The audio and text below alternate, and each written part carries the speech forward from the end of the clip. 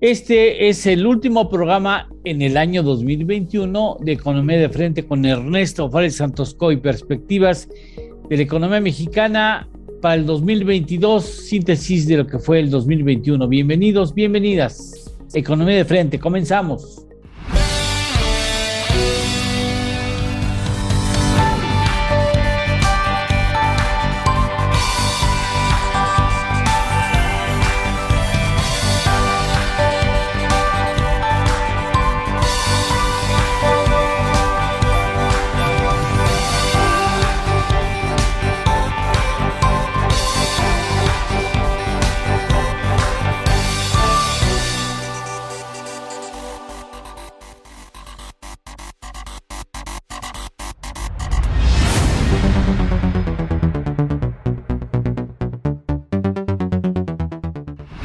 Ahora, a punto de despedir el 2021, qué año tan difícil, ¿verdad?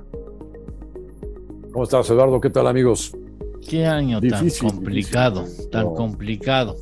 Pero ya veremos lo que nos depara en perspectiva del año entrante. Y ¿Cómo tampoco está tan harías facilito sí, para no, México. tampoco se ve fácil. ¿Y cómo harías un primer balance de lo que sucedió en el 2021 en este país, en nuestro país? Te diría, arrancamos una primera fase, un primer cuatrimestre muy fuerte, con recuperación muy vigorosa, ¿no? A tal grado que estuvimos viendo revisiones al alza en el pronóstico de crecimiento que empezó en el 4,5, 5 y ya después andaba en 6,5. Yo con las cifras de abril incluso veía posibilidades de 6,8 de crecimiento para todo el año, pero a partir de mayo empezó a perder fuerza. ¿Por qué se desinfla el globo?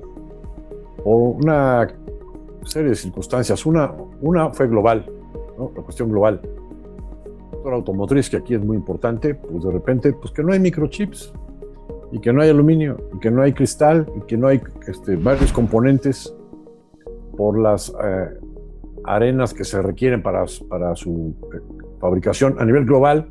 Sí. Y los envíos, pues tampoco, aunque estuviera el producto terminado por parte del proveedor, pues todo se fue retrasando. Y entonces, no nada más en esta industria, sino también en otras, sí se empezó a enfriar un poco la parte manufacturera. Y luego aquí, pues hubo una serie de eventos que nos llevaron, pues también a que la actividad económica terminara muy probablemente en negativos. Negativos a tasa anualizada. Ahora, a tasa mensual, sí, seguro, son negativos. ¿seguro negativos mensuales? A tasas mensuales, sí. Seguro. Bueno, sí, ya vimos negativos julio, agosto, septiembre, noviembre. Octubre se había mejorado, pero noviembre probable que sea negativo. Y diciembre también. Entonces se nos desinfló la recuperación y luego tuvimos una inflación inusualmente alta. Cerrando el año debe andar por ahí de 7,60, 7,70. La inflación últimos 12 meses, diciembre a diciembre. Muy alta.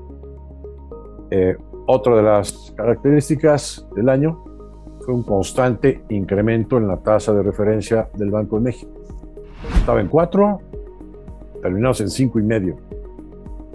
150 puntos base de incremento en el año. A ver, ¿cuánto tarda el incremento en tasa de interés en reflejarse en la economía? Sí, sube la tasa de interés para enfriar la economía. Y eso puede tardar alrededor de 8 meses. ¿8 meses? 6 a 8 meses. ¿De 6 a 8 meses? De ahí que el Banco Central tiene que actuar siempre con mucha oportunidad. Que si se retrasa, bueno, entonces, pues quiere decir, es una equivocación su retraso. oye, eso quiere decir que la tasa de medio punto porcentual que decreta hace poco tenderá a expresarse hacia finales, en el mejor de los casos, hacia finales del primer semestre del 2022. ¿Es correcto? Sí. Pucha, pues es que es mucho tiempo. Sí, es lo que demuestran los estudios O sea, eso que quiere tratan decir de medir este efecto, ¿no? Perdóname que insista en esto. Uno es bajar la inflación. ¿También se va a tardar 6 meses en reflejar eso en el combate inflacionario? ¿6 meses? Sí. Úchale. Y va a tumbar a la economía. En el costo del dinero es inmediato, hasta te diría, y los mercados hasta se anticipan y descuentan por anticipado los incrementos de la tasa, como ya ha sucedido en las tasas a distintos plazos en nuestro país. ¿Va a afectar tasa de interés de tarjetas de crédito? Sí, de manera inmediata. De manera inmediata, a través de la TIE. Exactamente. Al subir la tasa de referencia del Banco de México, se sube la tasa interbancaria de equilibrio, que se llama, que es la TIE. ¿Y qué es la que toma como base para la tasa de...? Es la referencia en muchos contratos de crédito. Entonces, en automático, si sube medio punto la tasa de referencia, la TIE sube medio punto, aprox. Y entonces el costo de tu tarjeta va a subir medio punto. ¿Y abate la inflación 6 meses después, en el mejor de los casos? O sea, que genera el enfriamiento económico, el impacto económico, y entonces baja la demanda y baja la presión inflacionaria. Así es. Pues y lo mismo sucede del lado contrario. Cuando bajas la tasa de interés, tienes un efecto positivo, favorable en la economía, 6 meses después, aproximadamente, 6 a 8 meses. Dale, hombre. Bueno, entonces este es el balance, ¿no? Y del lado económico, pero del lado de las políticas públicas, de las iniciativas de ley, estuvo mucho más diversificado. Bueno. Mucho más rellenito de cosas, ¿no? Y no todas muy afortunadas, que digamos. ¿Te parecería si habláramos de ellas después de una pausa? Claro que sí. Órale, vamos a una pausa y regresamos con Ernesto Félix Santos Coy.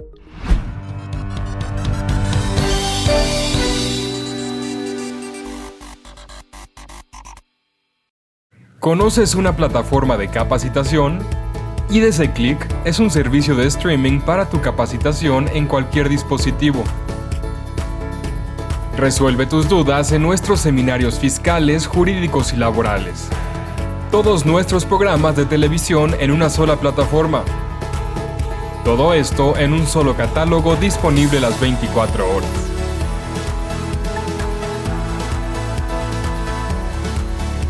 Únete a la familia IDC con la mejor plataforma para una capacitación completa. IDC Click, tu mejor opción.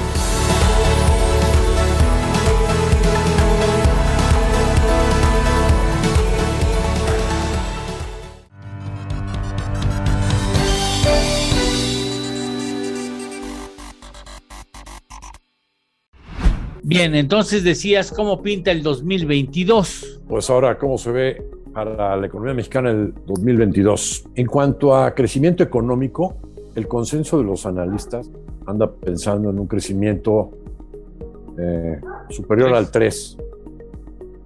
La Secretaría de Hacienda, en su programa económico para el 2022, plantea 4. Y nosotros andamos en 1.9. ¿Por qué la diferencia?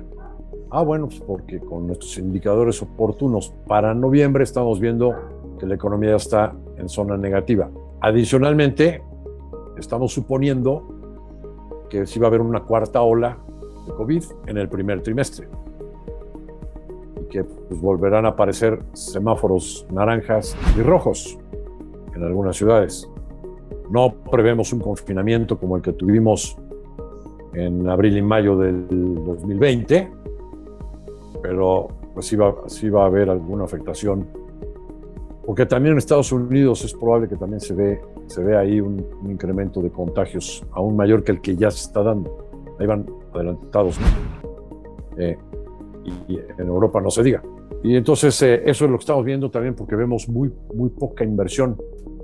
En cuanto a inversión, estamos previendo un incremento del 2% en el gasto de inversión pública y privada, principalmente orientada del lado privado a proyectos, plantas, expansión de capacidades para la exportación. Uh-huh. ¿No? En cuanto a inflación, ¿qué es lo que estamos previendo? Estamos estimando una inflación de alrededor del 4,5% el año entrante, después de un 7.6, 7.7 en 2021. Sí.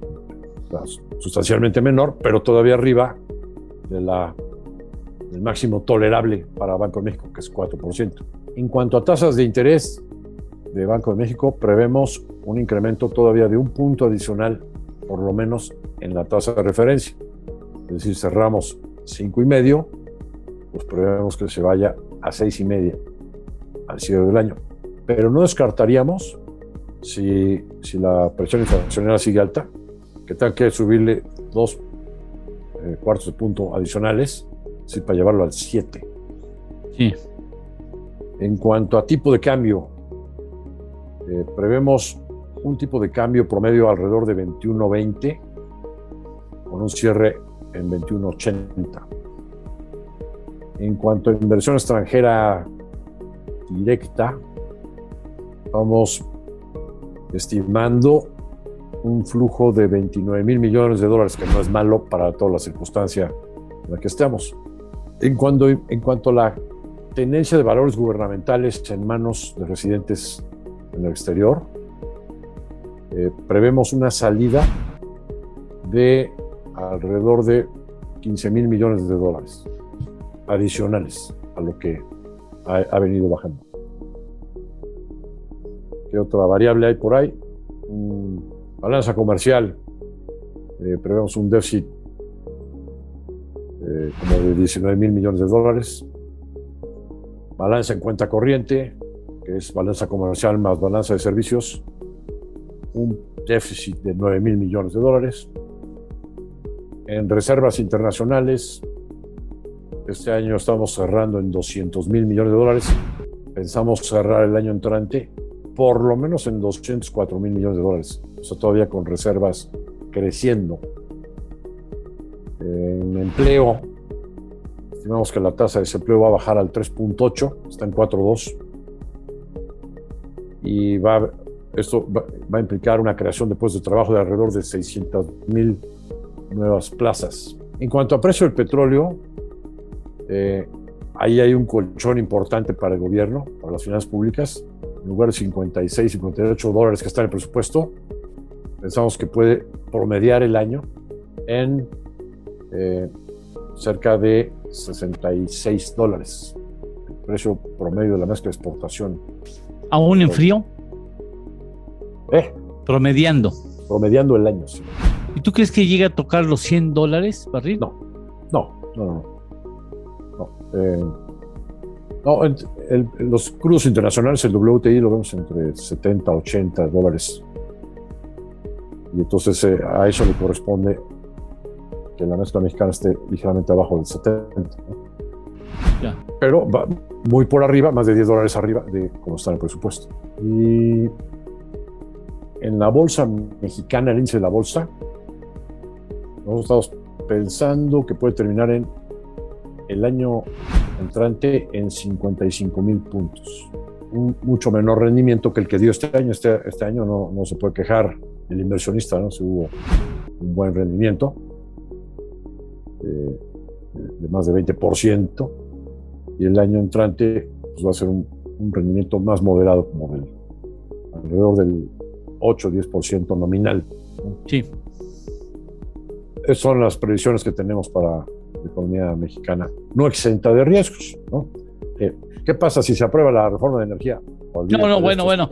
¿Te parece que si sobre asuntos desastrosos hablamos en el siguiente segmento? Ándale.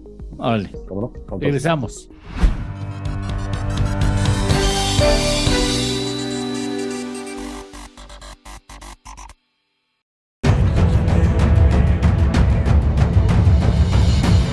En 1986 nació Información Dinámica de Consulta con la misión de dar información a profesionales del ámbito jurídico. Evolucionamos contigo y en 2001 logramos informarte en tiempo real gracias al nacimiento de IDC Web.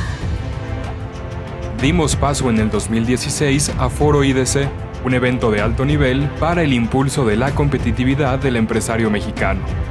En 2017, unificamos cada avance bajo el dominio www.idconline.mx. Hoy puedes encontrarnos en múltiples plataformas con información vanguardista y especializada para capacitar e informar a los elementos clave de las empresas.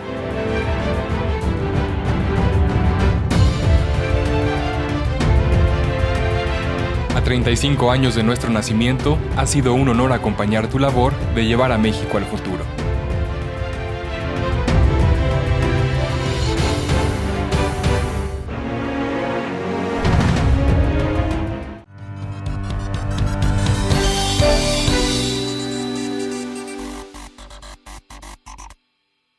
IDC Seminarios te invita a su seminario Régimen de Simplificado de Confianza de Físicas y Morales el próximo 13 de enero, en el cual podrás conocer a detalle los nuevos regímenes de confianza para personas físicas y morales. En las voces de los expertos, Maestro Ernesto San Ciprián, Licenciado Francisco Brito Márquez. Contáctanos a nuestros teléfonos o a nuestro correo seminarios@idconline.mx. Un seminario que no te puedes perder. Es imposible hacerle con la bola de cristal que tienes en tu casa, pues no da para tanto para decir cuáles son los riesgos que tenemos en el 2022, porque hay Tengo unos dos que... bolas. Sí, no me Por si digas. falla una. Por si falla una. Bueno, aún aún en el milagro de que pudieras poner a funcionar las dos, a mí se me hace que no te dan para una dinámica certera sobre lo que puede pasar en la economía mexicana en el 2022, porque hay una serie de riesgos que no los vemos todavía, incluso que ni siquiera el propio gobierno imagina y que se pueden presentar rápidamente, ¿no? Pero bueno, ¿cuáles serían los riesgos más notorios que tú aprecias en el gobierno mexicano y en la economía mexicana el año entrante? Mira, si se aprueba la reforma de energía tal y como está presentada en el Congreso, olvídense de estos pronósticos, serían demasiado optimistas. Más bien, podríamos augurar una recesión sota, una contracción de la inversión fuerte, una devaluación del peso, el riesgo de perder el grado de inversión en la calificación de la deuda soberana. Nada más con este hecho de la aprobación de la reforma, o sea, el cambio constitucional. ¿Crees que se aviente ese paquete el gobierno sabiendo, ya se lo dijeron Trudeau y Biden, ya trataron esto Kamala. en corto? Kamala, eso ya lo vieron en corto. ¿Insistirá el gobierno, insistirá el presidente específicamente en su contrarreforma eléctrica? Lo que llegamos a entender, lo que llegamos a leer entre líneas, lo que está pasando es que, pues sí, ya el Congreso incluso ya lo mandó que pues, para abril del año entrante. Pero lo van a empezar en enero, ¿eh?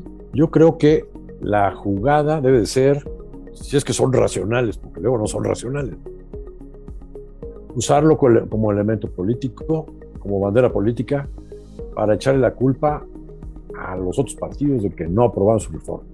Pero que él sí quería nacionalistamente sacar esta reforma porque el petróleo es de los mexicanos y la energía eléctrica debe ser de CFE y no de los españoles, y entonces usarlo como bandera política, aunque ya sabe desde que emitió la iniciativa que no contaba con los votos suficientes para el cambio constitucional. Pero sí hubo guiños de algunos priistas, ¿no? No estuvo tan lejos de que de repente se pudiera contar con algunos votos de los priistas, traicionando digamos, el mandato de las elecciones intermedias y que se hubieran aventado el tiro de aprobarla. Bueno, ese es uno. El otro riesgo que veo es que pues, nos renunciara el secretario de Hacienda. ¿Perdón? ¿Que renunciara el secretario de Hacienda? Pues es que pasa cada año. Bueno, igual rompe la tradición. Sería gravísimo. No, es un pésimo mensaje. Porque no veo que él esté nombrando a la gente que están poniendo en los puestos. Veo que están nombrando de otro lado, de otras fuerzas políticas. Entonces, pues esto también puede ser grave, ¿no? Pues imagínate un estado, un país, ¿no? Que cada año cambia de secretario de Hacienda o de Finanzas. Pues no es normal, ¿no? El secretario de Hacienda normalmente cumple una función de garantizar continuidad en las políticas y en este caso, en el caso de México, pues continuidad en un equilibrio de finanzas públicas, que es parte fundamental en la que se basa, digamos, la tesis del modelo económico de la 4T. Yo puedo dar las dádivas clientelares que sea, pero siempre y cuando mantenga un resultado equilibrado en finanzas públicas, que tenga un manejo responsable, adecuado en las finanzas públicas. De nada sirve tener un secretario si no le haces caso. Así es, que es muy distinto a lo que pasó en los 70s y a principios de los 80s con Echeverría y López Portillo, que también tenías presidentes muy populares, muy populistas, muy de izquierda, pero que estuvieron gastando como locos, ¿no? Se llegó hasta presumir el presidente Echeverría, que decía: las finanzas se manejan en Los Pinos, ¿no? No en la oficina del secretario de Hacienda, no en el Banco Central, sino en Los Pinos, que era la oficina de la presidencia, ¿no? Entonces, pues este puede ser otro riesgo. ¿Qué otros riesgos puede enfrentar la economía mexicana? Es una quinta o sexta ola de COVID, igual que todo el mundo puede darse, no se descarta, pues también es algo desconocido, ¿no? Esta evolución y de las cepas, ¿no? Entonces no se descarta que también pudiera haber ese escenario y que pues tuviéramos que llegar de nueva cuenta a semáforos rojos con confinamiento pues más fuerte, ¿no? Entonces ese es otro riesgo que se ve. Yo te diría, hay otros riesgos menores, ¿no? Que podría ser, por ejemplo, pues una caída drástica del precio del petróleo, o que la Reserva Federal tuviera que incrementar mucho más rápido de lo que hoy se prevé su tasa de interés y que por lo tanto generara una salida de inversiones financieras de nuestro país más abrupta, de mayor monto que lo que hasta ahora estamos contemplando. Acabo de decir hace un rato que preveíamos una salida de 15,000 millones de dólares en la tenencia de valores gubernamentales en manos de residentes del exterior. Otra cuestión que podría complicarse, también afectar a la economía, son las elecciones que vamos a tener de 6 gobernaturas. Estas elecciones, pues si llegaran a complicarse, pues también podrían generar más incertidumbre y afectar también, por lo tanto, más a la actividad económica, a la estabilidad cambiaria, etcétera. Entonces ahí hay otro riesgo que es más bien político, pero que puede también afectarnos en nuestra economía. Pero así como hay riesgos, Lalo, pues también me gustaría terminar también puede haber sorpresas positivas, ¿no? Digamos que ahorita lo que mencioné son como que los cisnes negros posibles. Si son predecibles, entonces ya no son cisnes negros, pero ya no son cisnes. Por naturaleza o por definición tienen que ser impredecibles. Pero pues, cada año hacemos un esfuerzo por tratar de ubicar por dónde puede haber sorpresas negativas. Y ahora las positivas, ¿cuáles pueden ser? Bueno, pues imagínate un escenario en el que de repente el presidente recapacita y dice: ¿sabes qué? Sí, vamos por energías limpias. No. Presionado por Estados Unidos, el TEMEC, por las empresas globales. No le entiende. No le entiende. No la compras. A lo mejor sucede. Sí. Pero que él reconozca públicamente, no. Él no da marcha atrás en lo que piensa y en lo que cree, ni de chiste.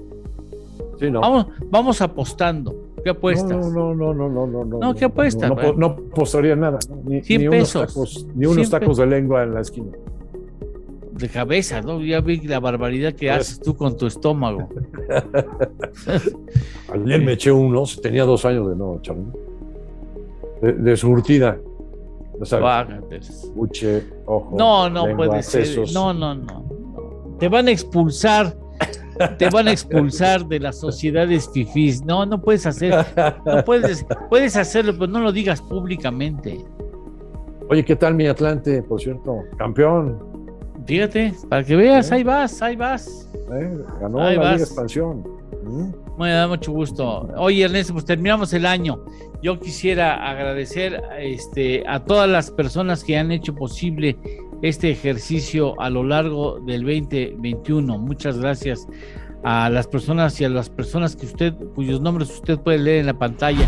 A Carlos Alberto Martínez, a Víctor Valdivia, Mario Di Costanzo, Alfredo Ávila Gesles, Eduardo Loría, Enrique Díaz Infante, Gabriel Casillas, Diamantina Perales Flores, Alejandra Marcos, y más, por supuesto, a todos ustedes que tienen la gentileza de seguir este programa. Les deseamos un excelente 2022, que haya salud y que haya armonía en casa y en el trabajo, ¿verdad, Ernesto? Como dice el clásico. Muy feliz año. Muy feliz año. Muchas gracias, un abrazo. Hasta el próximo 2022, Ernesto. Muchas felicidades a todos. Que Dios nos dé vida. Gracias. Hasta la próxima. Gracias a nuestro productor Joseph Díaz Padilla. Gracias. Gracias, Joseph.